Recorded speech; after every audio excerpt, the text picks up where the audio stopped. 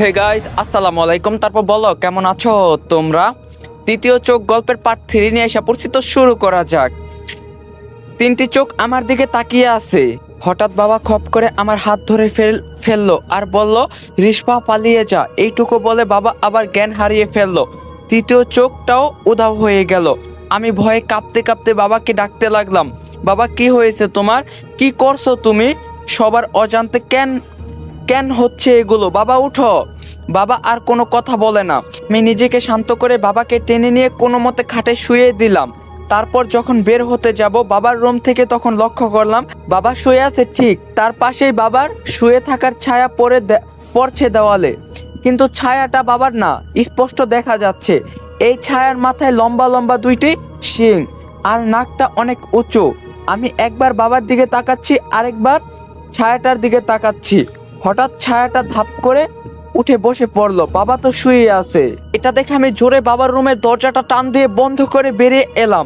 দৌড়ে নিজের রুমে এসে হাঁপাতে হাঁপাতে কয়েক গ্লাস পানি খেয়ে নিলাম। বাসায় যা হচ্ছে তা কিছুই স্বাভাবিক না।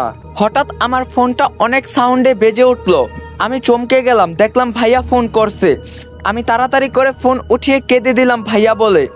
ওপাশ থেকে কোনো আওয়াজ আসছে না, আমি কেঁদেই চলছি। হঠাৎ অচেনা এক কণ্ঠে বলে উঠলো, রিস্পা, আমি আদিলের বন্ধু বলছি। কাল বিকাল থেকে আদিল নিখোঁজ, ওর ফোনটা কলেজের পিছনে পাওয়া গিয়েছে। এটা শুনে আমার কান্না বন্ধ হয়ে গেল। আমি অবাক হয়ে জিজ্ঞাসা করলাম, কি বলছেন? আদিল ভাইয়া নিখোঁজ মানে কিভাবে? সে বলল, কাল বিকাল বেলা আমরা মাঠে ক্রিকেট খেলছিলাম। হঠাৎ ও বলল ওর বাবা এসেছে দেখা করতে, কিছুক্ষণের মধ্যে আসছি। কিন্তু ও আর আসেনি। সন্ধ্যা হয়ে গেল, ও হোস্টেলে ফিরে আসেনি। আমরা খোঁজাখুঁজি শুরু করলাম। ওর ফোন রিং হচ্ছিল কিন্তু রিসিভ করছিল না। অবশেষে কলেজের পিছনে ওর মোবাইলটা পাওয়া যায়। সব শুনে আমি যেন আরো ভেঙে পড়লাম। ভাইয়া নিখোঁজ মানে? আমি কাঁদতে কাঁদতে আর কোনো কথা বলতে পারলাম না। ওপাশ থেকে সে বলল, চিন্তা করো না আর কান্নাকাটি করো না, বিষয়টা তোমার বাবাকে জিজ্ঞাসা করো, সে কি সত্যিই এসেছিল কিনা আদিলকে দেখতে। এদিকে আমরা খোঁজ চালিয়ে যাচ্ছি। এই বলে উনি ফোন রেখে দিলেন। আমি মুখ চেপে খাটে বসে পড়লাম। কি হচ্ছে এগুলো? ভাইয়া কোথায় গেল? বাবারও তো হুঁশ নেই। তাকে কিভাবে জিজ্ঞাসা করব ভাইয়াকে দেখতে গিয়েছিল কিনা?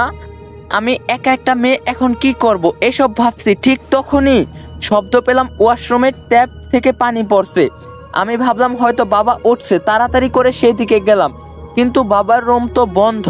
সেই ছায়াটার কথা মনে হতেই আমার আর বাবার রুমে উকি দেওয়ার সাহস হলো না। তাহলে ওয়াশরুমে কে? এখনো পানি পড়ার শব্দ বন্ধ হচ্ছে না। মনে হচ্ছে কেউ তার হাত মুখ ধৌত করছে।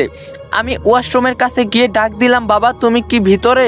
গাইস, এই ভিডিওটি স্পন্সর করছে 1x। তোমরা তো 1x এর নাম শুনছোই। 1x হলো নাম্বার 1 ট্রাস্টেড সাইট। তোমার যদি ক্রিকেটে জ্ঞান থাকে তাহলে তুমি ক্রিকেট থেকে ভালো টাকা আর্ন করতে পারবা। তোমার যদি ফুটবলে ভালো জ্ঞান থাকে তোমরা ফুটবল থেকে ভালো টাকা আর্ন করতে পারবা। এছাড়াও সেখানে অনেক প্রকার গেম আছে যেটা খেলে তোমরা টাকা আর্ন করতে পারবা। এবং আমার প্রোমো কোড ইউজ করে ফার্স্ট ডিপোজিটে 200% বোনাস পেয়ে যাবা। সাথে আছে আইফোন 14 প্রো ম্যাক্স জেতার সুযোগ। সো লিংক থাকবে পিন কমেন্টে। এবার পানি পড়ার শব্দটা বন্ধ হয়ে গেল, আর কোনো শব্দ আসছে না। আমি আবার বাবা বলে ডাক দিলাম, কিন্তু এবারও কোনো সারা শব্দ নেই। আমি গিয়ে ওয়াশরুমের দরজা হালকা ধাক্কা দিতেই সেটা খুলে গেল। ভয়ে ভয়ে ভিতরে উকি দিলাম, সেখানে কেউ ছিল না। তাহলে পানি ছেড়েছিল কে? আমি ওয়াশরুমে ঢুকে চারদিকে চোখ বোলালাম। দেখলাম ভিসিনে কয়েকটা লম্বা লম্বা সাদা চুল পড়ে আছে, অথচ বাবার চুল অনেক ছোট আর আমার চুল তো সাদা না। তাহলে এগুলো কার চুল হতে পারে? আমি তাড়াতাড়ি করে অজু করে নিলাম এবং রুমে গিয়ে জায়নামাজ বিছিয়ে নামাজে দাঁড়িয়ে গেলাম। ওই মুহূর্তেই আল্লাহ ছাড়া কেউ আমাকে সাহায্য করতে পারবে না।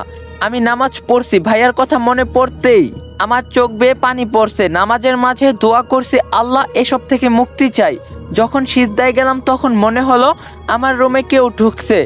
তার ভারী ভারী পায়ের শব্দ পুরো ফ্লোর কাঁপান্বিত হচ্ছে। সে হাঁটছে গিয়ে আমার পড়ার চেয়ারে বসলো মনে হচ্ছে। আমি ভয়ে সিজদা থেকে উঠছি না, যেভাবে আছি সেভাবে সিজদায় পড়ে রইলাম আর আল্লাহর কাছে দোয়া করতে লাগলাম কান্না করে। এভাবে কিছুক্ষণ কেটে গেল। হঠাৎ মনে হলো সে চেয়ার থেকে উঠে আমার বিছানায় উঠে বসলো। আমি কাঁপতে কাঁপতে সিজদা থেকে উঠলাম। ডান দিকে সালাম ফিরালাম, বাম দিকে আমার বিছানা, সেদিকে সালাম ফিরাতে ভয় করছে। যদি সত্যি বিছানায় কেউ থাকে। আমি ভয়ে ভয়ে চোখ বন্ধ করে বাম দিকে সালাম ফিরালাম। এরপর আস্তে আস্তে চোখ খুলে তাকালাম এবং যা দেখলাম তাতে আমি বাকরুদ্ধ। আমার পুরো শরীর ঠান্ডা হয়ে গেল।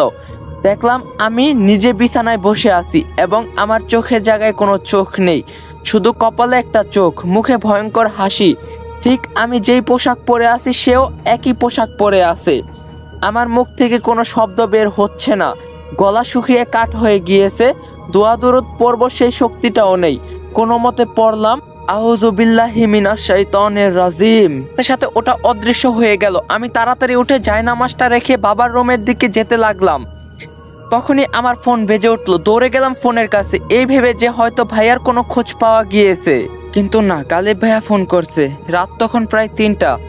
এত রাতে সে কেন ফোন করলো? আমি নিজেকে শান্ত করে নর্মালভাবে ফোন উঠিয়ে বললাম, এত রাতে আবার ফোন করছেন কেন? আমার জন্মদিন তো শেষ, এখন কিসের উইশ করবেন? গালিব ভাইয়া বলল, আমি তো এখনো যাইনি। তুমি এত রাতে ছাদে কি করছিলে? আমি যখন চলে যাচ্ছিলাম তখন দেখলাম তুমি ছাদে রেলিংয়ের উপর দাঁড়িয়ে আছো খোলা চুলে। তোমাকে ডাক দিলেও তুমি আমার কথা শুনতে পাওনি। আমি আশ্চর্য হয়ে বললাম, আমি ছাদে মানে পাগল হলেন নাকি? এত রাতে আমি ছাদে যাব কেন, তাও আবার খোলা চুলে? আপনি এখন কোথায়? গালিব ভাইয়া বলল, আমি তোমাদের বাসার নিচে। একটু আগেই তুমি ছাদ থেকে নেমে চলে গেলে। এত ডাকার পরও আমার দিকে তাকালে না, তাই ভাবলাম তোমাকে জিজ্ঞাসা করে দেখি ছাদে কি করছিলে। আমি তো ভেবেছিলাম আমাকে হাত নাড়িয়ে বিদায় দেওয়ার জন্য এসেছিলে। আমি বুঝতে পারলাম একটু আগে যাকে আমি বিছানায় দেখছি হয়তো গালিব ভাইয়া তাকেই দেখছে। আমি ঠিক করলাম গালিব ভাইয়াকে সব কিছু বলে দেব, কারণ ওই মুহূর্তে তাকে ছাড়া আর কাউকে বিশ্বাস করা যায় না। আমি বললাম, ভাইয়া আপনি নিচেই দাঁড়ান, আমি আসছি, অনেক কিছু বলার আছে আপনাকে। এই বলে ফোন রেখে নিচে যাওয়ার জন্য পা বাড়ালাম। ঠিক তখনই মেন দরজা দুইটা টোকা পড়লো। তাহলে কি গালিব ভাইয়া নিচে না দাঁড়িয়ে বাসায় চলে এলো? আমি এই ভেবে গিয়ে দরজা খুলে গালিব ভাইয়া নিচে। সেখানে গালিব ভাইয়া ছিল না, বরং স্বপ্নে দেখা সেই কফিনটা রাখা। আমি ভয়কে গেলাম এবং তাড়াতাড়ি দরজা বন্ধ করে দিলাম। নিশ্চয়ই কফিনের ভিতর বাবার রূপের সেই 3 চোখের জিনিসটা থাকবে। আমি ভয়ে দৌড়ে রুমে এসে গালিব ভাইয়াকে কল করে বললাম, ভাইয়া আমি নিচে আসতে পারবো না, আপনি প্লিজ উপরে আসেন। তখন গালিব ভাইয়া বলল, কেন নিচে আসতে পারবেন না? কোনো সমস্যা হয়েছে নাকি আমার হবু শ্বশুর তোমাকে আটকে রেখেছে? এখন আমাকে নায়কের মতো গিয়ে তোমার বাবার বন্দিখানা থেকে তোমাকে ছাড়িয়ে আনতে হবে?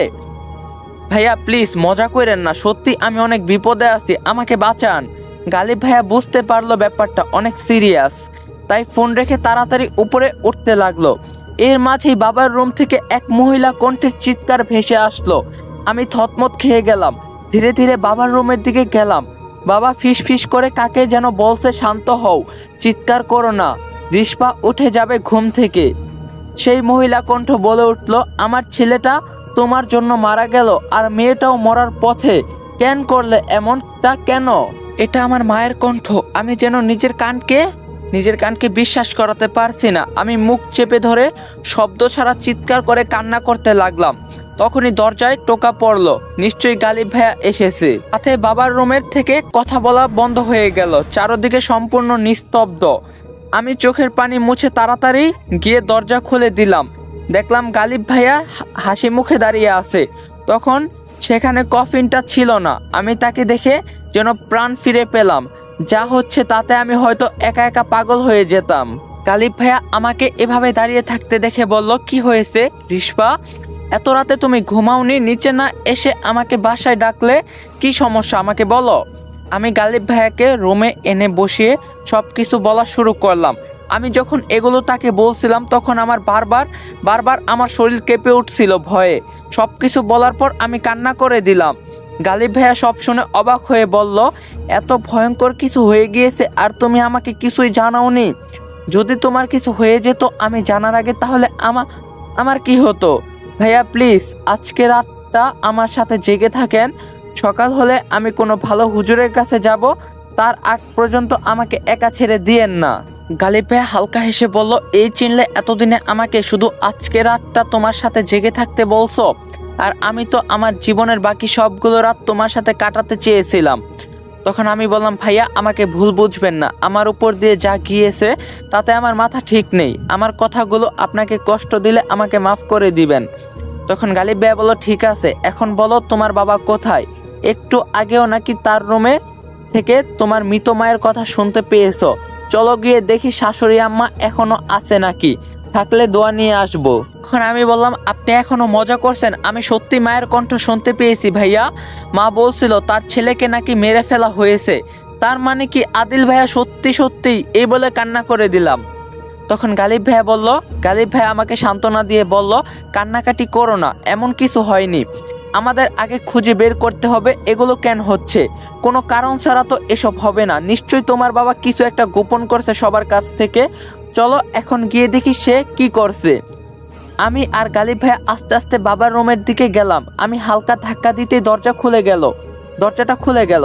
বাবার রুমে সম্পূর্ণ অন্ধকার। আমি যখন বের হয়েছিলাম তার রুম থেকে তখন তো বাতি জ্বালানো ছিল। রুমের ভিতর কিছুই দেখা যাচ্ছে না। গালিব ভাইয়া তার ফোন বের করে ফ্ল্যাশ চালানোর চেষ্টা করলো, কিন্তু তার ফোন বন্ধ হয়ে আছে। ভাইয়া বলল, এখানে আসার আগেও ফোনে ফুল চার্জ ছিল, বন্ধ হওয়ার কথা না ফোন। এটা খুবই অবাক বিষয়। আমি দেয়ালে হাত দিয়ে বাতির সুইচ খুঁজতে লাগলাম এবং পেয়েও গেলাম। কয়েকবার চেষ্টা করার পরও রুমের বাতি জ্বলে উঠলো এবং আমরা দুজনেই ভয়ে পিছিয়ে গেলাম। বা খাটের উপর আসন করে বসে কি যেন বলছে বিড়বিড় করে। আমাকে ভয় পেতে দেখে গালিব ভাইয়া বলল, ভয় পেও না। এই বলে গালিব ভাইয়া বাবার দিকে এগিয়ে গেল। আমি পিছনে দাঁড়িয়ে রইলাম। ভাইয়া গিয়ে বাবাকে বলল, শ্বশুর ড্যাডি, আমি আপনার আনঅফিসিয়াল মেয়ের জামাই। এসব কেন করছেন আপনি? কেন আপনার সন্তানদের জীবন বিপদে ফেলছেন? এটা শুনে বাবা চোখ খুলে গালিব ভাইয়ের দিকে তাকিয়ে একটা হাসি দিয়ে ধাপাস করে বিছানায় শুয়ে পড়ল। মনে হলো যেন এতক্ষণ তাকে কেউ ধরে রেখেছিল, এখন ছেড়ে দেওয়ার সাথে সাথে সে পড়ে গেল। আমি পিছন থেকে গালিব ভাইয়ের মুখটা দেখছিলাম না। গালিব ভাইয়া বলল, হ্যাঁ ড্যাডি, ছেলে মেয়েদের ঘুম হারাম করে আপনি আরামে ঘুমান। এই বলে গালিব ভাইয়া আমার দিকে তাকিয়ে বলল, খুব খারাপ কিছু ভর করছে তোমার বাবার উপরে। আমি গালিব ভাইয়ার চেহারা দেখে চিৎকার করে পিছিয়ে গেলাম এবং দেয়ালের সাথে গিয়ে ধাক্কা খেলাম। আবার সেই তৃতীয় চোখ গালিব ভাইয়ের কপালে ভেসে উঠেছে। গাইস, আজকের পার্টটা এই পর্যন্তই ছিল। দেখা হইব কালকের পার্টে। ভিডিওটা বেশি বেশি করে লাইক করে দিবা, চ্যানেলে নতুন থাকলে অবশ্যই চ্যানেলটা সাবস্ক্রাইব করে দিবা। দেখা হইব পার্ট 4-এ। সবাই ভালো থাকো, সুস্থ থাকো। আজকের জন্য আল্লাহ হাফেজ।